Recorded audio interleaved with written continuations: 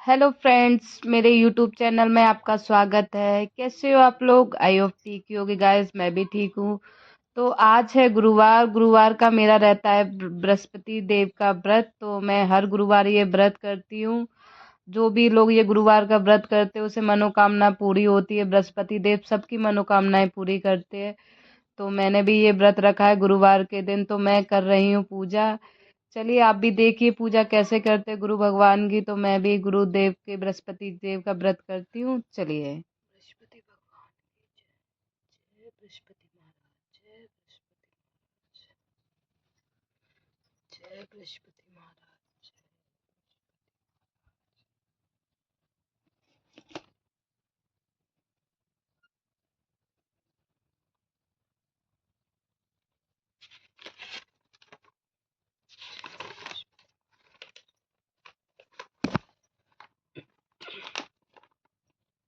अध श्री बृहस्पतिवार व्रत कथा। प्राचीन काल में एक राजा राज करते थे। वे बड़े प्रतापी दानी थे। वे प्रतिदिन दर्शन करते तथा गुरु ब्रह्मांड की सेवा किया करते थे। उनके दरवाजे पर कोई निराश नहीं जाता था। वे हर गुरुवार का व्रत तथा पूजन करते थे। दीन गरीब की सहायता करते थे। किंतु यह बात उनकी रानी को बिल्कुल पसंद नहीं थी और अच्छी नहीं लगती थी। वह ना व्रत करती थी, ना किसी को एक परेशान करती थी। हाँ, राजा ऐसा करने को मना अवश्य करती थी। एक दिन की बात है। राजा शिकार खेलने के लिए जंगल गए थे। घर पर रानी और उसकी दासी। एक समय देव गुरु बृहस्पति जी साधु का रूप धारण कर उस राज्य के दरवाजे पर भिक्षा मांगने गए। तो रानी कहने लगी, हे साधु महाराज, मैं इस दान और पुण्य से बहुत तंग आ गई हूँ। मुझसे तो घर का कार्य समाप्त नहीं होता। इस काम के लिए तो मेरे पति ही बहुत है। वह आप इस प्रकार की कृपा करें कि सब धन नष्ट हो जाए तथा मैं सुख से सो सकूं। साधु बोले, हे देवी, तुम बड़ी विचित्र हो। संतान धन उससे कोई दुखी होता है? नहीं तो इस होता है। इसको तो सभी चाहते हैं। पापी भी पुत्र धन और इच्छा प्राप्त करता है। अगर आपके पास धन है तो आप भूखों को, मनुष्यों को भोजन एवं पानी प्याऊ लगवाए, ब्राह्मणों को दान दे, धर्मशाला, कुआं, तालाब, बावड़ी, बाग बगीचा आदि का निर्माण करवाए, निर्धन मनुष्यों की कुंवारी कन्याओं का विवाह करवाए, अनेकों यज्ञ धर्म कार्यों में इस प्रकार कर्मों के करने का तुम्हारा कुल और तुम्हारा लोक प्रसिद्ध होगा। अंत में स्वर्ग की प्राप्ति होगी। किंतु वह रानी बहुत खुश ना थी। वह बोली, महाराज, मुझे ऐसे धन की आवश्यकता नहीं जिसका मैं और अन्य मनुष्यों को दान दे दूं तथा जिसको रखने से उठाने में मेरा सब बर्बाद हो जाए। साधु ने कहा, हे देवी, यदि तुम्हारी ऐसी इच्छा है तो मैं तुम्हें कहता हूँ वैसा ही करो। बृहस्पतिवार के दिन घर को पोत कर अपने सिर बालों को धोते हुए स्नान करना। राजा से कहना, हजामत बनवाए, भोजन में मांस मदिरा आदि खावे, कपड़े धोबी को धुलवाने दे। इस प्रकार 7 गुरुवार ही तुम्हारा सब धन नष्ट हो जाए। ऐसा कहकर साधु चले गए। रानी ने साधु के बताए वचन के अनुसार वैसा ही किया और 3 बृहस्पतिवार बीतते ही उनका संपूर्ण धन नष्ट हो गया। भोजन के लिए दोनों भूखे तरसने लगे और संसार के सभी रोगों से गिर गए। तब राजा ने रानी से कहा, यदि यहीं पर रहो, मैं दूसरे देश को जाता हूँ, क्योंकि यहाँ मुझे सभी जानते हैं, इसलिए कोई कार्य भी नहीं कर सकता। ऐसा कह राजा परदेश चला गया। वहां जंगल में लकड़ी काट रहे शहर बेचकर जीवन व्यतीत करने लगा। इधर राजा की रानी दासी भारी दुखी हो गई। वे दूसरे दिन बिना भोजन के जल पीकर रह जाती थी। वे कई बार रानी और दासी को 7 रोज बिना भोजन के व्यतीत हो गए। तब रानी ने अपनी दासी से कहा, यहाँ पास के नगर में मेरी बहन रहती है, वह बड़ी धनवान।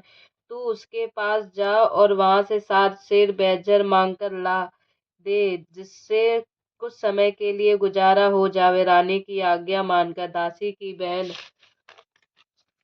उसके पास गई और रानी की बहन उस समय पूजा कर रही थी। उस रोज बृहस्पति का दिन था।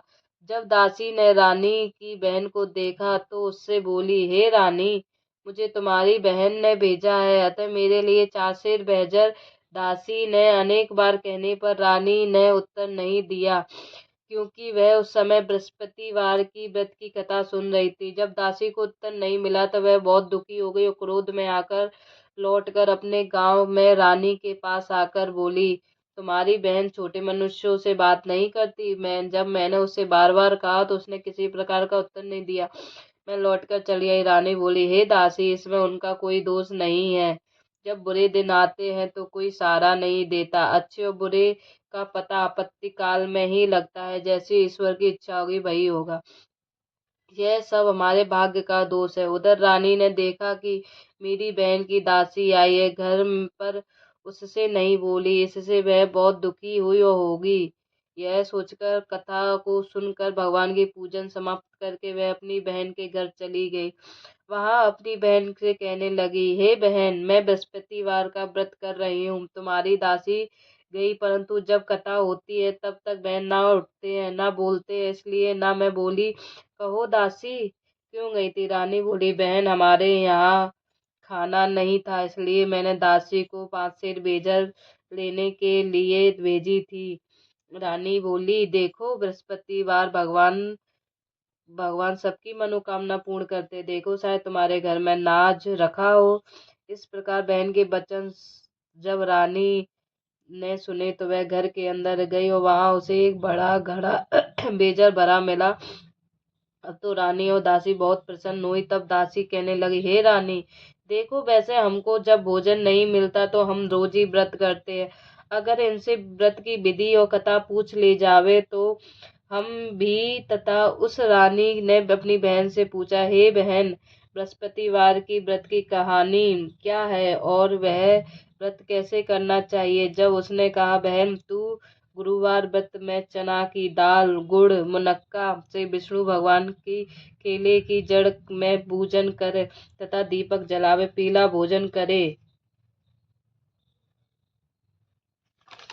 पीला भोजन करे, कथा सुने। ऐसा करने से भगवान गुरु प्रसन्न हो अन्न धन पुत्र परिवार देते हैं और सभी मनोकामनाएं पूर्ण करते हैं। तब रानी और दासी दोनों ने निश्चित किया कि हम भी बृहस्पति भगवान का पूजन करेंगे, अवश्य करेंगे।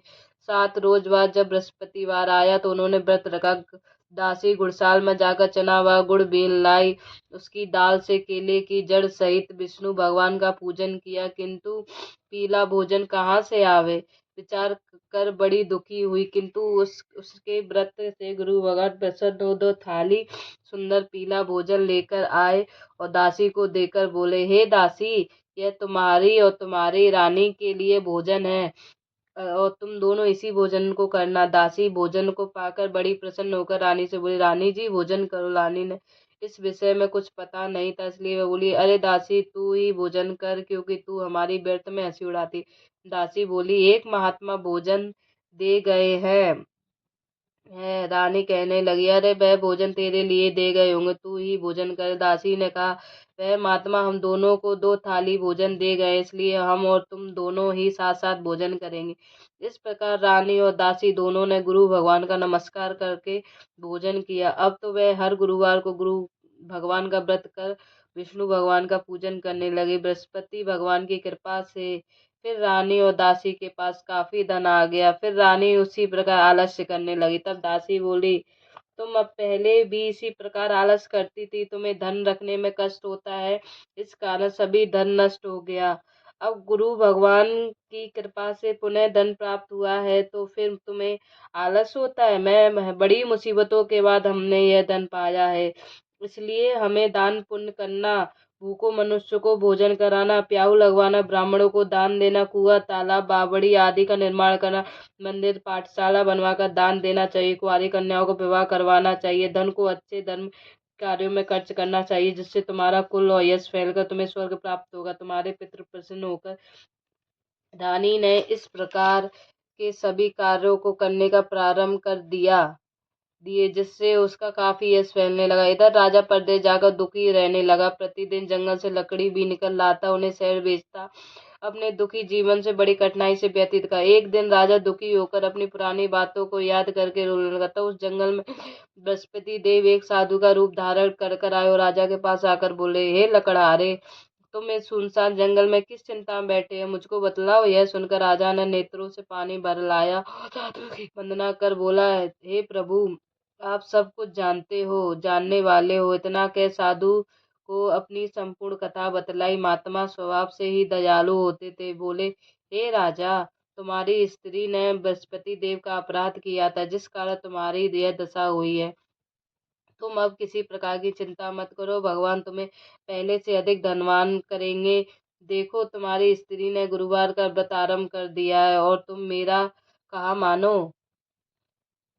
कहा मानकर बृहस्पतिवार को व्रत करके चना की दाल गुड़ जल के लोटे में डालकर केले का पूजन कर कथा सुनो। भगवान तुम्हारी सब मनोकामनाएं पूर्ण करेंगे। साधु को प्रसन्न देख राजा बोले, हे प्रभु, मुझे लकड़ी बेचकर इतना पैसा नहीं मिलता जिससे भोजन करके उपरांत कुछ बचा सकूं। मैंने रात्रि में स्वप्न में अपनी रानी को व्याकुल देखा है। मेरे पास कुछ भी नहीं है जिससे मैं उसकी खबर मंगा सकूं, और फिर कौन सी कथा सुनूं जिससे मुझको सभी कुछ मालूम नहीं है। साधु ने कहा, हे राजा, तुम किसी बात की चिंता मत करो। बृहस्पति के दिन रोजाना की तरह लकड़ियां शहर दे जाकर तुमको उस दिन और रोज दुगना धन प्राप्त होगा, जिससे तुम भली प्रकार भोजन कर बृहस्पतिवार की पूजा का सम्मान भी ला सको। बृहस्पतिवार की कथा इस प्रकार है। प्राचीन काल में एक ही बहुत निर्धन ब्राह्मण था। उसके कोई संतान नहीं थी। उसकी स्त्री बहुत मनीलता के साथ रहती थी, ना रोज स्नान करती थी, ना किसी देवता का पूजन करती थी। प्रातः काल उठते ही सर्वप्रथम भोजन करती थी, बाद में कोई अन्य कार्य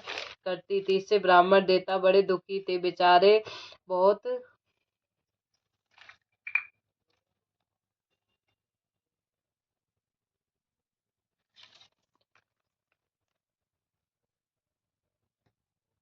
परंतु उसका कोई परिणाम नहीं निकलता था। भगवान की कृपा से ब्राह्मण के घर एक स्त्री के गर्भ से कन्या रूपी रत्न पैदा हुआ। वह कन्या अपने पिता के घर बड़ी होने लगी। पूर्व संयोग से वह बालिका प्रातः स्नान करके विष्णु भगवान का जप करने लगी तथा बृहस्पतिवार के व्रत करने कथा करने लगी। अपने पूजन पाठ समाप्त करके सब स्कूल जाती और अपनी मुट्ठी में जौ भर के ले जाती, पाठशाला के मार्ग पर डालती जाती। जब ये जौ सौड़ के हो जाते तो लौटते समय उनको बीनकर घर लाती। एक दिन वह बालिका सूप में उन सोने के जौ को फटक कर साफ कर रही थी। उस समय उसके पिता ने देख लिया कहाँ का और कहा, बेटी, सोने के जौ सोने के सूप में फटकने से होता है। जिससे दूसरे दिन गुरुवार था। इस कन्या ने व्रत रखा और बृहस्पतिवार से बृहस्पति देव से प्रार्थना करके कहने लगी, हे प्रभु, मैंने आपकी पूजा सच्चे मन से की हो तो मेरे लिए सोने का सूप दे दे। बृहस्पति देव ने उसकी प्रार्थना स्वीकार कर ली। रोजाना की तरह वह कन्या जौ फैलाती हुई जाने लगी। तब लौटकर जौ बीन रही थी तो बृहस्पति देव की कृपा से वह सोने के सूप का मिल गया। उससे वह घर लेकर आई और उसे जौ साफ करने लगी, परंतु उसकी माँ का वही ढंग। एक दिन की बात है, वह कन्या सोने के सूप से सोने के जौ साफ कर रही। उस समय उस राज्य का राजपुत्र वहां से होकर निकला। वह इस कन्या के रूप को देखकर मोहित हो गया और अपने महल में जाकर भोजन जल त्याग कर उदास लेट गया। राजा यह समाचार पाकर अपने प्रधान मंत्री के साथ उसके पास गए और बोले, बेटा, तुम्हें किस बात का कष्ट है? किसी ने तुम्हारा अपमान किया है अथवा कोई कारण है? सो कहो, वही कार्य करूंगा जिससे तुम्हें प्रसन्नता मिलेगी। पिता की बात सुनकर वह, मुझे कृपा से किसी का दुख नहीं है, ना ही किसी ने मेरा अपमान किया, परंतु मैं उस लड़की से साथ विवाह करना चाहता हूँ जो सोने के सूप से सोने के जौ साफ कर रही थी। राजा यह सुनकर आश्चर्य में पड़ गया और बोला, हे बेटा, इस प्रकार की कन्या का पता तुम ही लगाओ, मैं उसके साथ तेरा विवाह अवश्य करवा दूंगा। राजकुमार ने राजा से को उस लड़की के घर का पता बतला दिया और तब मंत्री उस लड़की के घर गए और ब्राह्मण को राजा का कहा सभी हाल बतलाया। ब्राह्मण देवता राजकुमार के साथ अपनी कन्या का विवाह करने के लिए तैयार हो गए और विधि विधान के अनुसार ब्राह्मण की कन्या का विवाह राजकुमार के साथ हो गया। कन्या के घर जाते ही पहले की बात ब्राह्मण देवता के गरीबी का निवास हो गया। वह भोजन के लिए अन्न बड़ी मुश्किलों का प्राप्त करने लगे। एक दिन वह बड़े दुखी होकर ब्राह्मण देवता अपनी पुत्री के पास गई। बेटी ने पिता की दुखी दस अवस्था में देखा तो उसने अपनी माँ का कुशल हाल पूछा। तब ब्राह्मण ने अपने सभी हाल बताए। कन्या ने बहुत सा धन देकर पिता को विदा किए। इस प्रकार ब्राह्मण का कुछ दिन समय पूर्वक सुखपूर्वक व्यतीत हो गया, किंतु कुछ दिन बाद फिर वही हाल हो गया। ब्राह्मण फिर अपनी कन्या के यहाँ गया और सभी हाल कहा तो लड़की बोली, हे पिता, आप माता जी को यहाँ लिवा लाओ, मैं उनसे सभी बात ठीक ठाक कह दूंगी। पुत्री की सलाह मानकर वह ब्राह्मण देवता अपनी स्त्री को लेकर वहां पहुंचे तो पुत्री अपनी माँ को समझाने लगी, हे माँ, तुम प्रातः काल उठा करो, प्रथम स्नान करो, विष्णु भगवान का पूजन किया करो, सब दरिद्रता नष्ट हो जाएगी। परंतु उसकी माँ एक भी बात नहीं मानी। वह प्रातः काल उठते अपने पुत्री के बच्चों को जूठन उठाकर खा लेती थी। जब पुत्री में पूजन आदि के लिए कहती तो वह कह देती, मैंने तो खाना खा लिया है। एक दिन यह सुनकर उसकी पुत्री को बहुत गुस्सा आया और एक रात कोठरी में से सभी सामान निकाल कर उसे ब्राह्मणी को उस कमरे में बंद कर दिया। प्रातःकाल उठते ही उसमें निकाला और स्नान करा के पाठ करवाया। ब्राह्मणी की बुद्धि ठीक हो गई। फिर वह पूजन परिवार को व्रत रखने लगी। अब तो व्रत के प्रभाव से वह ब्राह्मणी बहुत धनवान और पुत्रवान हो गई। अंत में वह स्वर्ग के लिए ब्राह्मण भी सुख भोग कर स्वर्ग को प्राप्त हो गए। इस प्रकार यह कथा कहकर साधु देवता वहां से लोप हो गए। धीरे धीरे समय व्यतीत होता बृहस्पतिवार का दिन आया और राजा जंगल से लकड़ी काटकर बेचने गया तो उसे उस दिन से अधिक अधिक पैसा मिला। राजा ने चना की दाल गुड़ लाकर गुरुवार का व्रत किया। उस दिन से उसकी सभी कठिनाइयां दूर होने लगी। परंतु जब दूसरा गुरुवार आया तो राजा व्रत करना भूल गए। इस कारण से बृहस्पति भगवान नाराज हो गए। संयोग से सभी उस राज्य के नगर के राजा ने विशाल यज्ञ का आयोजन किया। शहर में यदि घोषणा करवा दी, कोई भी मनुष्य अपने घर में भोजन बनवाए तो अग्नि जलावे, सभी जनता यहाँ मेरे यहाँ भोजन करने आवे। इस आज्ञा का को न मानकर उसको फांसी की सजा दी जाएगी। इस प्रकार की घोषणा से संपूर्ण नगर में करवा दी गई। राजा की आज्ञा अनुसार शहर के सभी लोग भोजन करने गए। लेकिन लकड़हारा कुछ देर से पहुंचा तो इसलिए राजा उसको अपने साथ महल लगा के ले गया और जो ले गया ले जाकर उसे भोजन करा रहा था। तब रानी ने दृष्टि खूंटी पे पड़ी जिस पर उसका हार लटका हुआ था। तब वह वहां नहीं दिखाई दिया तो रानी ने निश्चय किया कि मेरा हार इस मनुष्य ने चुरा लिया। उसी समय पुलिस बुलवाकर राजा को जगत जेल खाने में डलवा दिया।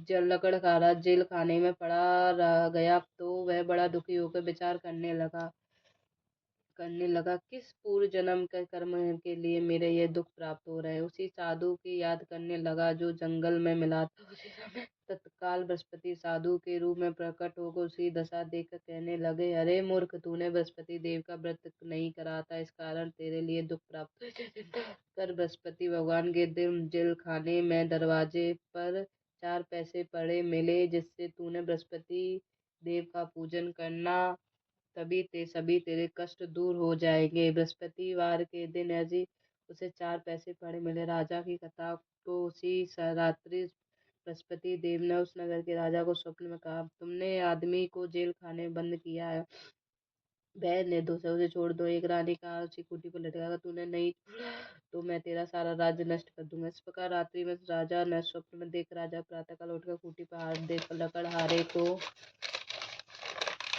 लकड़हारे को बुलाकर क्षमा मांगी तथा राजा ने के योग्य सुंदर वस्त्राभूषण देकर विदा किए तथा गुरुदेव की आज्ञा के अनुसार राजा प्रदेश के बृहस्पति व्रत करते आनंद पूर्वक रहने लगे।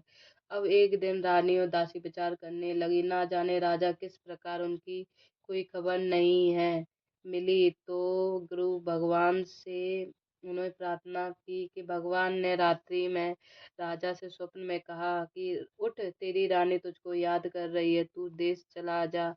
राजा प्रातःकाल उठते ही विचार करने लगा, स्त्री जाति खाने पीने पहने संगीन होती है। भगवान की आज्ञा मानकर वह अपने नगर के लिए चल दिया। राजा जब नगर निकट पहुंचा तो उसे बड़ा आश्चर्य हुआ। नगर में पहले से अधिक बाग, तालाब, कुएं, बहुत सी धर्मशालाएं, मंदिर आदि बने हुए थे। राजा ने पूछा, किसका बाग, धर्मशाला? तब नगर के लोगों ने कहा, यह सब रानी और बांदी के हैं। तो राजा और आश्चर्य हुआ, गुस्सा आया। जब रानी ने यह कहकर खबर सुनी कि राजा आ रहे हैं तो उसने बांदी से कहा, हे दासी, देख, राजा हमको कितनी बुरी हालत में छोड़ गए थे, कहीं हमारी ऐसी हालत देखकर लौट ना जाए, इसलिए तू दरवाजे पे खड़ी हो जा। आगे अनुसार दासी दरवाजे पे खड़ी हो गई और जब राजा आए तो उन्हें लिवा लाई। तब राजा ने क्रोध करके अपनी तलवार निकाली और पूछने लगे, बताओ यह धन तुम्हें कैसे प्राप्त हुआ है? तब रानी ने कहा, यह हमें बृहस्पतिवार जी के व्रत के प्रभाव से प्राप्त हुआ। यह सुन राजा ने निश्चित किया कि वह 7 रोज तो सभी बृहस्पति का देव का पूजन करते, परंतु वे रोजाना दिन में 3 बार कथा कहा करूंगा, रोजाना व्रत किया करूंगा। हर समय राजा के दुपट्टा में चना की दाल बंधी रहती थी। 3 बार कथा कहता था।